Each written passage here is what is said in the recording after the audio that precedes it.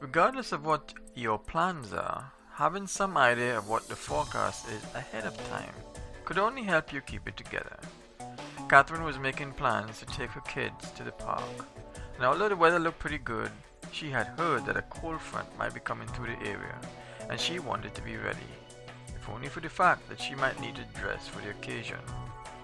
When it comes to knowing what the future holds, nobody can say that they have all the facts, but few will admit that they won't benefit from the knowledge.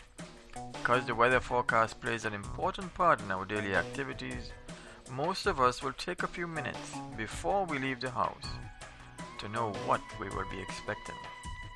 The last thing we need is to see is a change in the way things are after the fact, especially if we did not prepare for it. With all the predictions that we get from the local weather person, can we truly say with confidence that we believe they know what they are talking about?